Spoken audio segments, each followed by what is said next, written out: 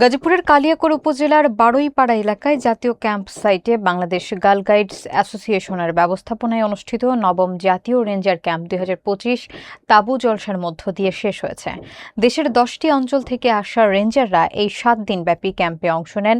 এই ক্যাম্পের মাধ্যমে শৃঙ্খলা, দেশপ্রেম ও স্বেচ্ছাসেবকমূলক কর্মকাণ্ডে অংশগ্রহণের মাধ্যমে রেঞ্জারদের দক্ষতা ও আত্মবিশ্বাস বৃদ্ধি পেয়েছে বলে জানানো হয়। শেষ দিনে আয়োজিত বর্ণাঢ্য তাঁবু জলসা এবং মনোজ্ঞ সাংস্কৃতিক পরিবেশনা দর্শকদের মুগ্ধ করেছে। বিস্তারিত দেখুন তুষার আহমেদের প্রতিবেদনে।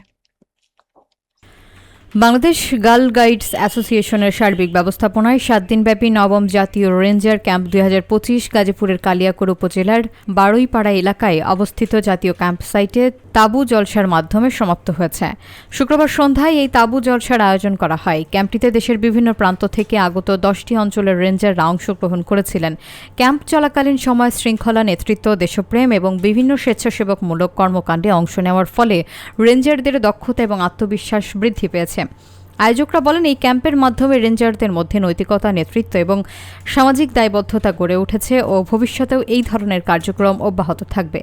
অনুষ্ঠান শেষে অংশগ্রহণকারীরা সকল রেঞ্জারদের মাঝে সনদ ও স্মারক প্রদান করা হয় এবং সফল আয়োজনের মধ্য দিয়ে ক্যাম্পের আনুষ্ঠানিক সমাপ্তি ঘোষণা করা হয়।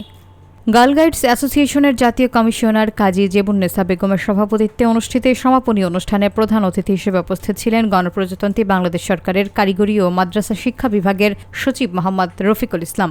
এছাড়া অনুষ্ঠানে গাজীপুর জেলা প্রশাসক মোহাম্মদ আলম হোসেন, অতিরিক্ত পুলিশ সুপার মোজাম্মেল হোসেন রেজা, কালিয়াকৈর উপজেলা নির্বাহী কর্মকর্তা HM ফয়জুল হোসেন, ডেপুটি জাতীয় কমিশনার সাবিনা ফেরদৌস, প্রফেসর ড Yasmin Ahmed, camp commissioner Rita jasmine এবং রেঞ্জার কমিশনার অধ্যাপক শামীম আরা সহ আরও অনেকে উপস্থিত ছিলেন।